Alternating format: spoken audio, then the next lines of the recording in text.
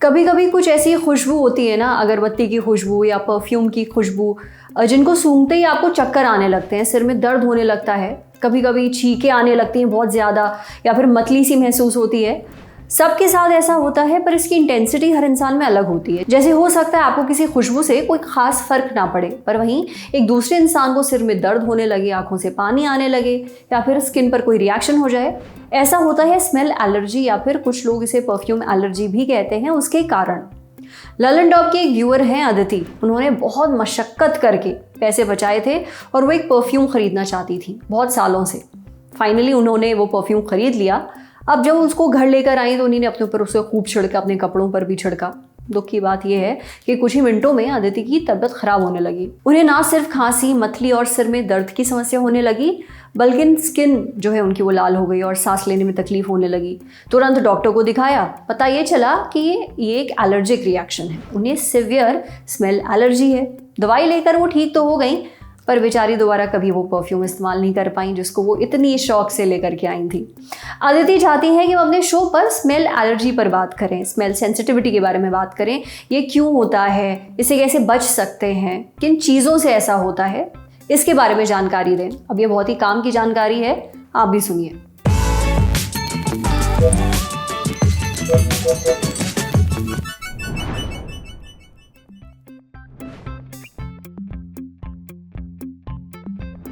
हमारी रोज की जिंदगी में ऐसे अनेक प्रोडक्ट्स हैं जिसमें परफ्यूम पाया जाता है।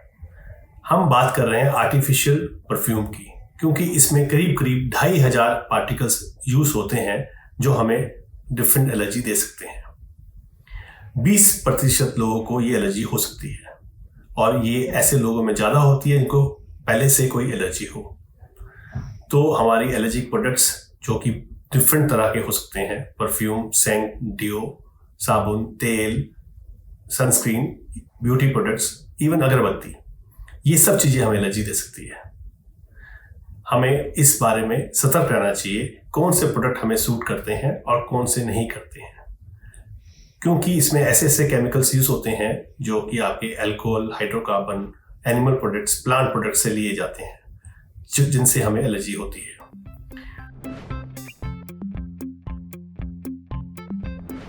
पहले हमें सेंसिटिविटी हो सकती है, जिसमें हमें आंखों से पानी आना, जलन होना, स्मेल का चेंज होना और सिर में दर्द होना। बढ़ के ये शरीर में दाने दे सकती है, आपका शरीर में त्वचा लाल हो सकती है, और सांस की तकलीफ भी आ सकती है, जिसमें आपको हो सकता है डॉक्टर के पास इमीडिएटली जाना चाहिए। हमें ये सब चीजें सोच समझ के यूज करनी चाहिए। हमें देखना चाहिए हमें क्या सूट करता है, तो थोड़ी मात्रा में उसका टेस्टिंग होनी चाहिए, उसका लेबल देखना चाहिए, क्या ये स्किन एलर्जिक टेस्ट से गुजरी हुई चीज़ है, क्या लैब में इसकी टेस्टिंग हुई है, क्या बाकी लोगों ने यूज़ किया है। हमें ये सारी जानकारी होनी चाहिए। हम अगर ऑफिस जाते हैं, वहाँ पे अगर हमें एलर्जी होती है तो हमें एक एयर प्यूरीफायर साथ में रखना चाहिए, और लोग बताना चाहिए कि हमें इस परफ्यूम से और या सेंट से या ऐसी खुशबू से एलर्जी है। हो सके तो जहाँ तक नेचर परफ्यूम वाले ही प्रोडक्ट्स यूज करने चाहिए। किसी स्मेल, खुशबू से एलर्जी होना कोई बड़ी बात नहीं है। बस ध्यान इस बात का रखना है कि आप वो चीज़ें पहचानें जिससे आपको एलर्जी होती है, साथ ही वो प्रोडक्ट्स भी अवॉइड करें जिनमें वो खुशबू है। अब बढ़ते हैं सेहत के अगले सेगमेंट की तरफ। तन की बात जानिए, कुछ बच्चे उल्टे क्यों पैदा होते हैं।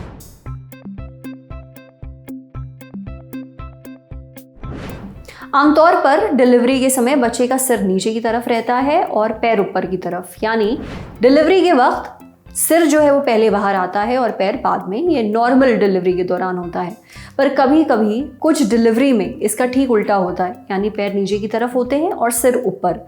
ऐसा समझिए कि बच्चा बैठने वाली पोजीशन में होता है। ऐसा क्यों होता है, ये बताया डॉक्टर नीमा शर्मा ने। डिलीवरी के समय बच्चा फीमेल पेल्विस यानी कि पेट का जो निचला हिस्सा है, जो हिप बोन्स के बीच में होता है, उससे होते हुए माँ के शरीर से बाहर आता है। जब बच्चा उल्टा होता है तो उसे ब्रीच डिलीवरी कहते हैं। ब्रीच डिलीवरी बिना किसी कारण के भी हो सकती है, पर कुछ कारण हैं जिनकी वजह से ज़्यादा ऐसे केसेस होते हैं। जैसे अगर बच्चा बहुत डेवलप नहीं हुआ है, छोटा है, प्री मैच्योर है, तो ऐसा हो सकता है। जुड़वा बच्चे हो रहे हैं, उस केस में भी ये समस्या हो सकती है। गर्भाशय में यानी यूट्रस में अगर कोई दिक्कत हो जिसकी वजह से बच्चे का सिर नीचे नहीं आ रहा, या फिर लो लाइंग प्लेसेंटा होना, मतलब आवल नाल सर्विक्स या फिर गर्भाशय ग्रीवा से 20 मिलीमीटर से कम दूरी पर है, तो भी ऐसा होता है। और हाँ, अगर बच्चे में कोई दिक्कत है तो उसके कारण भी ब्रीच डिलीवरी हो सकती है। पर हाँ, घबराने वाली कोई बात नहीं है, डॉक्टर्स ऐसी सिचुएशन को बखूबी हैंडल कर लेते हैं। समझे। अब बारी है सेहत के आखिरी सेगमेंट की, खुराक यानी झक्कास सी हेल्थ टिप। इस मौसम में इन्फेक्शन और डेंगू, मलेरिया जैसी बीमारियां बहुत आम हैं। जानिए इससे बचने के लिए, खुद को हेल्दी रखने के लिए आपकी डाइट कैसी होनी चाहिए। बारिश के मौसम में मच्छरों की संख्या बहुत बढ़ जाती है और साथ में बढ़ती है मच्छरों से फैलने वाली बीमारियां। तमाम उपाय करने के बाद भी मच्छर काट ही लेते हैं, तो ऐसे में आपको अपनी इम्यूनिटी मजबूत करनी होगी ताकि आपकी बॉडी इन्फेक्शन से लड़ने के लिए तैयार रहे। इसके लिए अपनी डाइट में कुछ पोषक तत्व शामिल करें, जैसे कि vitamin C, vitamin D, zinc और omega 3 fatty acids.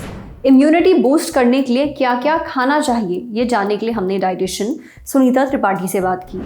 Vitamin C और जिंक इम्यूनिटी को बूस्ट करते हैं।